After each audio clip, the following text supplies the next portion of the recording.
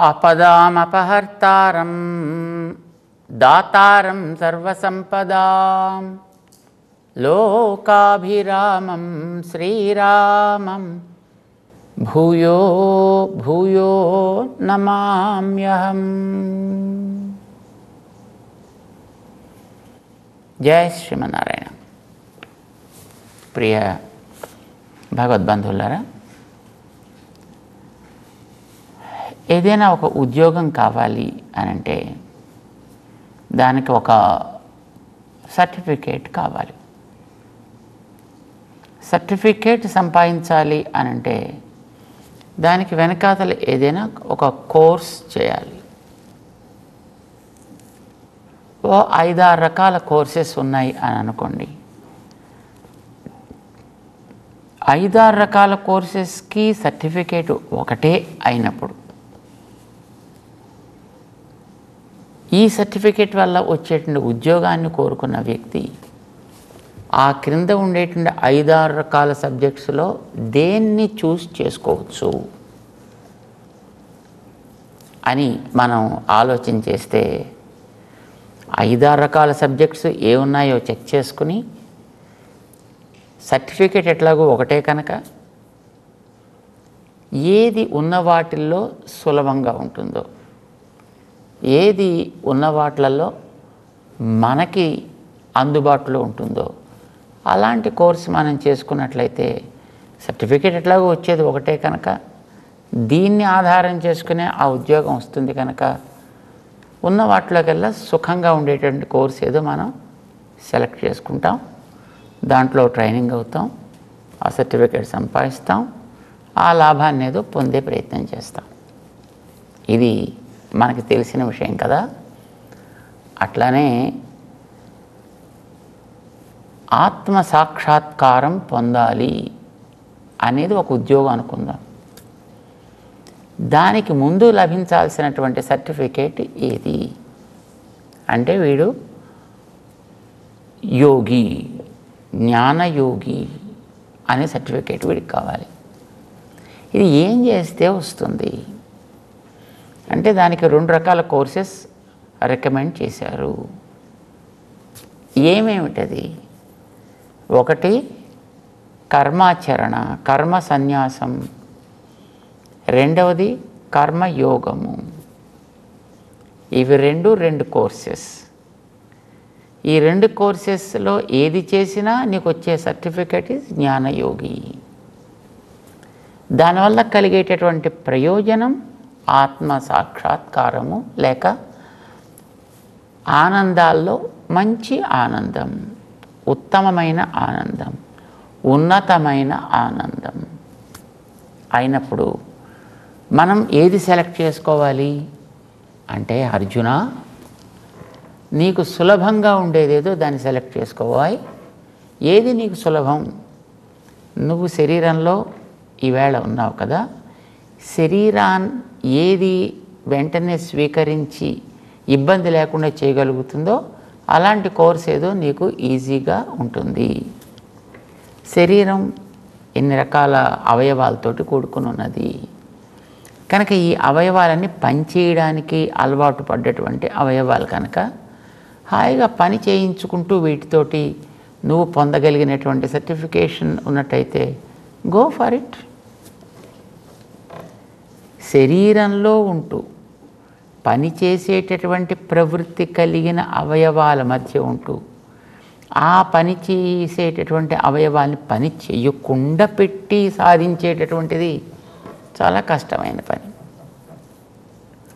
అంటే ఇవి ఎప్పుడు కూడా ప్రవృత్తిశీలములైనప్పుడు వీటిని ప్రవృత్తి నుంచి వెనక్కి తీసుకొచ్చి ఏ పని చేయకుండా చేసి అప్పుడు లోపల జ్ఞానాన్ని ప్రవర్తింప చేయడం అనేటటువంటిది సులభమైన పని కాదు. ఎందుకు సులభమైన పని కాదు అంటే ఇవన్నీ అలవాటు పడ్డ ప్రాణులు కనుక ఎప్పుడు వాటికి తగిన ఏది లభిస్తుందో దానికేసే పరిగెట్టే ప్రయత్నం చేస్తాయి. అది వాటికి సహజం. అది అలాంటి వాటి మధ్య నువ్వు ఉండేటప్పుడు చక్కగా వాటిని పని చేయించుకుంటూ వాటికి నచ్చినట్టు అవి పని చేయకుండా నీకు నచ్చినట్టుగా వాటిని పని చేయించుకుంటూ తద్వారా నువ్వు నీ లక్ష్యాన్ని చేరగలగడం అనేది మంచి పద్ధతి. ఈ శరీరంలో మనం ఉన్నంత వరకు కూడా చేయాల్సినటువంటి పని ఏమీ కర్మ సన్యాసమా, కర్మ యోగమా, ఏదో ఒకటి నాకు చెప్పు అడిగాడు అర్జునుడు 5వ అధ్యాయంలో ఆరంభం చేస్తూ. ఏది చేయమంటావు? యచ్ఛ్రేయ ఏతయో రేకం తన్మే బ్రూహి సునిశ్చితం. ఏది మంచిదో దాన్ని ఒక్కటి నాకు చెప్పు అని అడిగాడు. దానికి సమాధానం చెప్తూ శ్రీకృష్ణుడు అది ఒకటి అనేటటువంటిది రెండూ మంచివేనాయా, ఇందులో ఏది తక్కువది కాదు, ఏది ఎక్కువది కాదు, ఏది చెడ్డది కాదు. కానీ నీకు ఇప్పుడు ఉండేటటువంటి దశలో ఏది క్షేమమని నువ్వు అడుగుతున్నావు కనుక నువ్వు ఈ శరీరంలో ఉన్నంత వరకు శరీరాన్ని మంచిగా పని చేయించుకుంటూ సాగడం అనేదే బుద్ధిమంతుడిగా చేయవలసిన పని. ఇప్పుడు మనం కారులో కూర్చున్నాం అనుకోండి, ఈ కారులో కూర్చున్నప్పుడు నువ్వు చేయవలసిన పని ఏమిటి? చక్రాలను ఆపేసి ఇంజన్ ఆపేసి అప్పుడు కారుని ఎక్కడికో ఈడ్చుకుపోవడమా? ఏమవుతుందో మనకి చక్రాలు పాడైపోతాయి, ఇంజిన్ పాడైపోతుంది, కారు పాడైపోతుంది. నువ్వు గమ్యానికి సవ్యంగా చేరగలుగుతావో చేరలేవో కూడా తెలీదు. కానీ హాయిగా చక్కగా చక్రాలను తిప్పుకుంటూ ఇంజిన్ నడుపుకుంటూ ఆ కారుని దాని ఇష్టం వచ్చినట్టు పొలాల్లోకో నీళ్ళల్లోకో గుట్టల్లోకో మట్టిలోకో పోకుండా చక్కగా హాయిగా రోడ్డు మీద నడుపుకుంటూ వెళ్ళగలిగేటట్లుగా ఆ రోడ్డు నియమాలకి తగ్గట్టుగా దాన్ని నడిపించుకుంటూ వెళ్ళి లక్ష్యానికి చేరడం అనేటటువంటిది కారులో ఉన్నంత వరకు చేయవలసిన పని. అది కారు దిగి నువ్వు బయటకు వచ్చావా నీ ఇష్టం. నువ్వు రోడ్డు మించి నడిచి పెడతావా, గుట్టలెక్కి పెడతావా, నీళ్ళలో ఈదుకొని పెడతావా, మరొకటి చేస్తావా, అది నీ చాయిస్. కానీ కారులో నువ్వు కూర్చున్నావు, ఆ వాతావరణంలో ఉండే ఆ కారుని నువ్వు ఎట్లా ఉపయోగించుకోవాలి అని అంటే అది చక్కగా చక్రాలు తిరుగుతూ ఇంజిన్ తిరుగుతూ వీల్స్ తిప్పుతూ దానికి స్టీరింగ్ తిప్పుతూ ఏ పద్ధతి దానికి ఏర్పడిందో ఆ పద్ధతిలో దాన్ని నడిపించడం అనేది హితకరం. అయితే అది దానికి తగినట్టుగా కాకుండా నీకు తగినట్టుగా నడిపించు. ఇది మనం చేయాల్సిన పని కదా. ఇప్పుడు మనం ఉండే శరీరం కూడా ఒక వాహనం, ఇది కూడా ఒక కారు లాంటిది. దీనికి కూడా ఉండేటటువంటి మెకానిజం అంతా కూడా ఒక వ్యవస్థితమై ఉన్నది. దీన్ని ఆపి ఈ లోపల ఉండే జ్ఞానాన్ని వాడడమా, లేక దీన్ని చక్కగా నడిచేటట్లుగా జ్ఞానాన్ని వాడటమా? తేడా మనం గమనించాలి. దీన్ని ఆపి ఉత్త జ్ఞానాన్ని నడిపించడమా, లేదా ఇది సవ్యంగా నడిచేటట్టు జ్ఞానాన్ని నడిపించడమా? ఏది బుద్ధిమంతుడి పని అంటాం మనం? కారులో కూర్చున్నటువంటి వాడికి చక్కగా కారుని నడిపే విధానం ఏమిటో వాడికి తెలిసినట్టయితే, చక్కగా కారుని నడుపుకుంటూ వెళ్ళినట్టయితే వాడికి సుఖం. వాడు సులభంగా చేరగలుగుతాడు గమ్యానికి, ఇబ్బంది లేకుండా చేరగలుగుతాడు, పైన ఉండేటువంటి వాతావరణ ప్రభావానికి లోను కాకుండా చేరగలుగుతాడు. వీడు శ్రమ పడక్కర్లేకుండా చేరగలుగుతాడు. ఇది మనందరికీ తెలుసును. కారుని, ఈ శరీరం అనే వాహనాన్ని కూడా శరీరం రథమేవతు మనకి కఠోపనిషత్తు చెప్తోంది. శరీరం అనేది ఒక కారయ్యా, కనుక ఈ కారుని జాగ్రత్తగా నడుపు. నడపడం అనేదాన్ని కర్మయోగము అని అంటారు. నేను నడపను కారుని, కానీ గమ్యానికి ఎలాగైనా దీన్ని లాక్కుపోతాను నేను అనడం కర్మ సన్యాసం అంటాం. వాడు పని దాంట్లో వదిలేస్తున్నాడు, పనిని వదిలేస్తున్నాడు. పనిని వదిలేయడం కాదు చేయవలసింది, వాటిని పని చేయకుండా చేయడం కాదు చేయవలసింది. వాటిని పని చేయించాలి, తగిన రీతిలో పని చేయించాలి, రికమెండెడ్ ప్రొసీజర్లో దాన్ని నడిపించాలి. ఇది తెలుసుకోవాల్సింది. 5వ అధ్యాయంలో కృష్ణుడు అర్జునుడికి దాన్ని ఉపదేశం చేస్తున్నాడు. చక్కగా వాడుకోవయా. అయితే ఆ వాడుకునేటప్పుడు ఎవరికైనప్పటికీ కూడా అందులో ప్రయాణం చేసే వాళ్ళందరికీ ఒకటే రకమైనటువంటి పద్ధతి ఉంటుంది. ఒకటేసారి గమ్యానికి చేరతారు అందులో ఉండేవాడు. మామూలుగా మనం చూస్తుంటాం కదా, రైల్లో ప్రయాణం చేస్తుంటాం, దాంట్లో సెకండ్ క్లాస్ ఉంటుంది, ఫస్ట్ క్లాస్ ఉంటుంది. మరి ఇప్పుడు థర్డ్ క్లాస్ కూడా ఉందో లేదో తెలియదు. ఇదివరకు ఫస్ట్, సెకండ్, థర్డ్ అని 3 క్లాసులు ఉండేవి. నువ్వు థర్డ్ క్లాస్లో కూర్చున్నా, సెకండ్ క్లాస్లో కూర్చున్నా, ఫస్ట్ క్లాస్లో కూర్చున్నా వెళ్ళే వేగం అదే, టైం అదే, ఆ చుట్టుపక్కల గోలంతా అదే, సర్వ్ చేసే మనుషులు వాళ్ళే, వాహనం అదే. ఒకటి ముందు వెళ్ళదు, వాడు ఫస్ట్ క్లాస్లో కూర్చున్నంత మాత్రం చేత వాడు ముందు పోడు, వీడు థర్డ్ క్లాస్లో కూర్చున్నంత మాత్రం చేత వీడికేమీ లేట్ అయిపోవడం అనేటటువంటిది ఉండదు. అందులో ఇప్పుడు వచ్చేటువంటి ట్రైన్స్ మనందరికీ తెలుసును. మొదటి బాక్స్ దగ్గర నుంచి చివరి బాక్స్ దాకా మొత్తం అన్నీ కనెక్ట్ అయి ఉంటాయి, అన్నీ చక్కగా ఏసీతో ఉంటాయి. కనుక హాయిగా అందరికీ అనుభవించే ఏసీ కూడా ఒకటే, దాంట్లో కూడా వాడికి హెచ్చు తక్కువ అనేటువంటి ఏది ఉండదు. సర్వ్ చేసే మనుషులు వాళ్ళే సర్వ్ చేస్తాడు. వాడి ఏసీలో వాడికి, ఆ ఫస్ట్ క్లాస్లో వాడికి ఎవడు సర్వ్ చేస్తాడో, థర్డ్ క్లాస్లో వాడికి కూడా వాడే సర్వ్ చేస్తాడు. వాడికి ఏ పదార్థాలు పెడతాడో వీడికి అవే పదార్థాలు పెడతాడు. వాడు ఎలా పెడతాడో వీడు అలా పెడతాడు. ఎటొచ్చి అందులో కూర్చున్న వాడికి నేను ఫస్ట్ క్లాస్లో కూర్చున్నా అనే ఒక గర్వం ఒకటి వాడికి ఎక్కువ ఉంటుంది. వీడికి నేను థర్డ్ క్లాస్లో కూర్చున్నా, ప్రయాణం చేస్తున్నానని ఒక సంతృప్తి అయితే వీడికి ఉంటుంది. వాడికి పైసలు ఎక్కువ ఉన్నాయి కనుక వాడికి ఎలా ఖర్చు వదలాలి, వీడికి ఉండే పైసల్లో వీడు ప్రయాణం చేస్తాడు. గమ్యం ఒకటే. అలానే కర్మ సన్యాసం చేసిన, అంటే కర్మని వదిలేసి జ్ఞానాన్ని అవలంబించి నేను సాధించాలి అని ఒకడు ప్రయత్నం చేసిన, లేదు కర్మని ఆచరిస్తూ ఆ కర్మని ఏ విధంగా ఆచరించాలో తెలుసుకుని ఆచరించేటువంటి ఆ వ్యక్తి, వీడికి కూడా ఇరువురు చేరే గమ్యమైతే ఒక్కటే, దాంట్లో తేడా ఏమీ ఉండదు. ఇద్దరికీ లభించేటటువంటి స్టేటస్ సమానమే. అయితే ఒకటిది కఠినమైనటువంటి పని, కర్మని వదిలి ప్రయాణం అనేటటువంటిది కఠినమైనటువంటి ప్రవృత్తి. హాయిగా కర్మను ఆచరిస్తూ చేయడం అనేటటువంటిది సుఖమైన ప్రవృత్తి. కృష్ణుడు చెప్తాడు దీంట్లోనూ, జ్ఞేయ సన్నిత్య సన్యాసి యో న ద్వేష్టి న కాంక్షతి. వాడికి ద్వేషం ఉండదు, కాంక్ష ఉండదు, కోరిక ఉండదు, కోపము ఉండదు. ఎవడికి కర్మని సవ్యంగా ఎవనియందు వదలాలో వానియందు వదిలినవాడు, కర్మని కాదు కర్మయందుండే భావనని వదిలిన వాడికి. కర్మని పూర్తిగా వదిలివేసిన వాడికి వేరు, వాడికి జ్ఞానమే లక్ష్యము అని అనుకున్నాడు, అసలు ప్రవృత్తే ఉండదు వాడికి. అలాంటి వాడికి కష్టము. కర్మ ఆచరించేటువంటి వాడు, కర్మయోగం చేసేవాడికి వాడికి ద్వేషము కాంక్ష రెండు ఉండవు. ఎందుకనంటే వాడు చేసేది వెనకాతల నడిపించే భగవంతుడితో చేస్తున్నాడు, భగవంతుడి కోసం చేస్తున్నాడు, భగవంతుడి వల్ల చేస్తున్నాడు. వాడు చేరదలుచుకుంది భగవంతుడిని, యజ్ఞమయంగా చేస్తున్నవాడు జీవితాన్ని. అంచేత వాడికి ఇది సుఖం. చేసేవాడు వెనకాతల వాడు, చేయించేవాడు వెనకాతల వాడు కనుక ఈ మధ్యలో వచ్చేటటువంటి హెచ్చు తగ్గుల్ని వీడు ద్వేషించడు.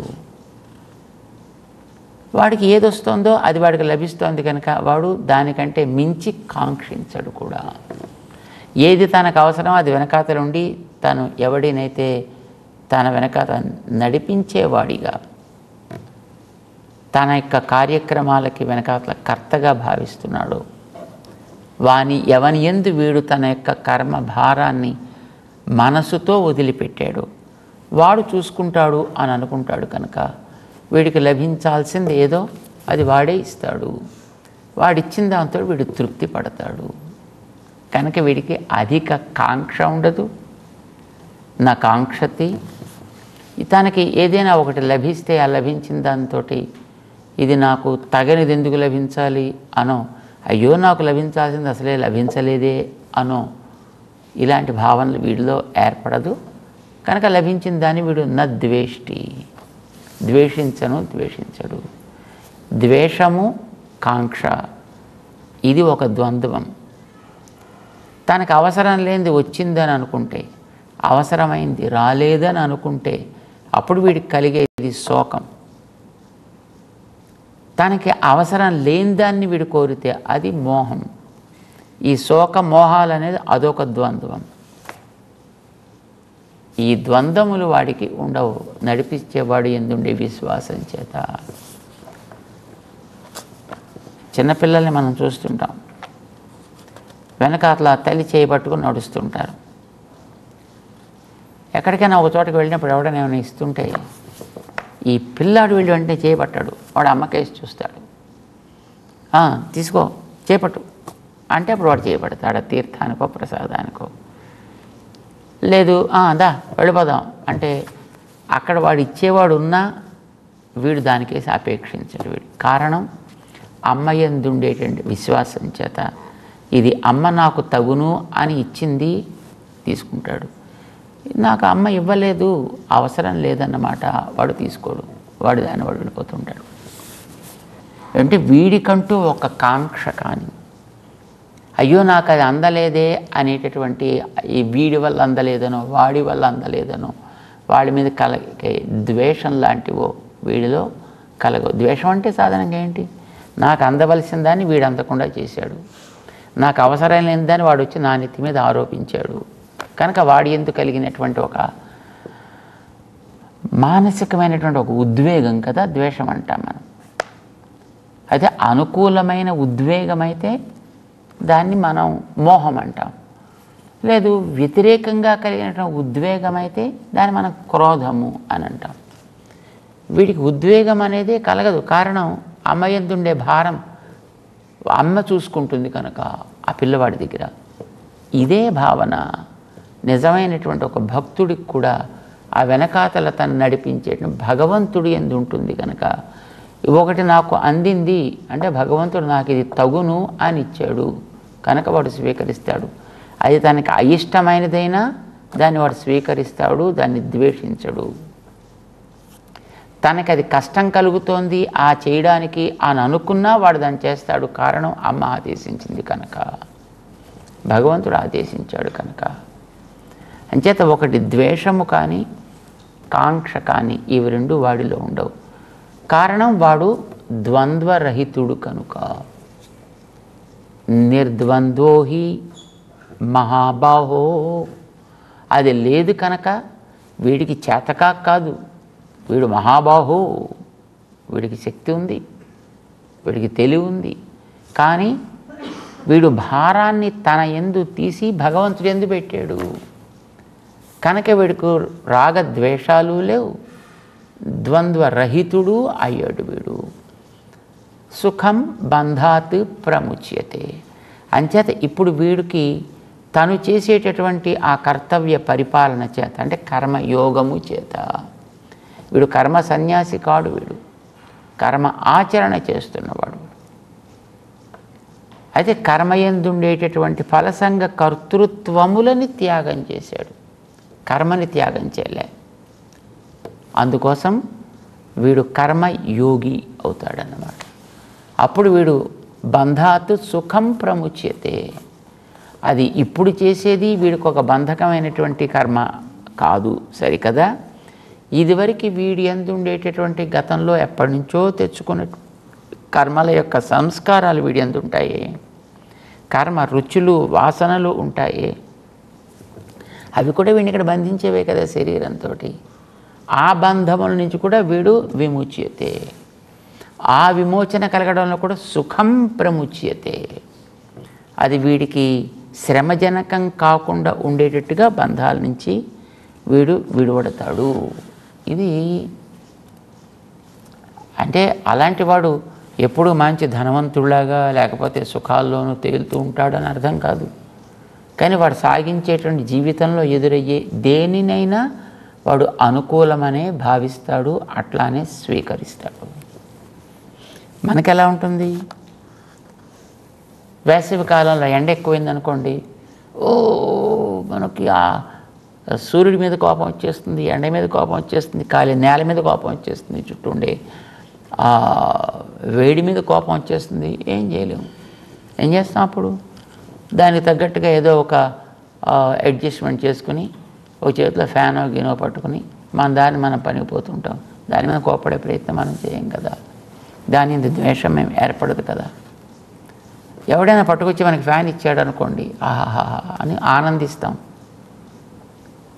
సో చేసేటటువంటి కార్యాన్ని, మన చుట్టూ ఉండేటువంటి పరిస్థితిని, ఇది నాకు తగును, నాకు ఇదే ఇలానే తగును అని ఒక అనుకూల భావనతోటి ముందుకు వెళ్ళగలుగుతాడే తప్ప, వాడు ఇది నాకు తగనిది మీద పడిందనో తగినది దూరమైందనో ఇలాంటి మోహాన్ని వాడు పెట్టుకోడు దాని మీద. వెనకాతల దాంతో వీడు యోగి కనుక, ఆ వెనకాతల ఉండే నడిపేవాడితో వీడు కనెక్ట్ అయి ఉన్నాడు కనుక, అందుచేత సుఖం బంధాత్ ప్రముచ్యతే. వీడింత కొత్తగా బంధాలు ఈవేళ ఏర్పడవు. ఏది చేసినా వెనకాతల వాడు స్వీకరిస్తాడు. వీడికి అది సుఖం కలిగేటట్టుగా, ఇబ్బందికరం కాకుండా ఉండేట్టుగా వాడే చేసుకుంటాడు. జత అలాంటి వాడే నిజమైనటువంటి కర్మయోగి. అయితే వాడి కర్మయోగి కాదు, వాడు జ్ఞానయోగి అని కూడా సర్టిఫికేట్ వాడు పొందగలుగుతాడు. ఆ సర్టిఫికేట్ వచ్చిందంటే వాడికి ఆత్మజ్ఞానం అనేటటువంటి ఉద్యోగం వచ్చినట్టే లెక్క. అయితే వీడికి ఆత్మజ్ఞానం కలుగుతుంది. వదిలిన వాడు కూడా కలగచ్చు, కలుగుతుంది కాదు, కలగవచ్చు, కలగకను పోవచ్చు.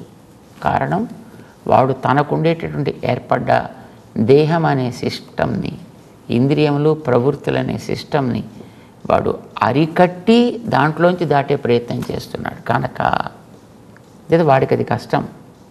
పని చేయించుకుంటూ వీడు చేస్తున్నాడు కనుక వీడికి ఇది సుఖం.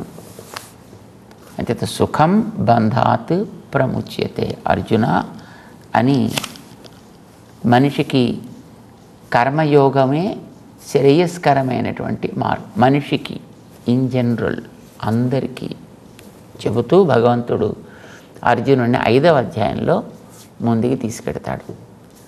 జై శ్రీమన్నారాయణ.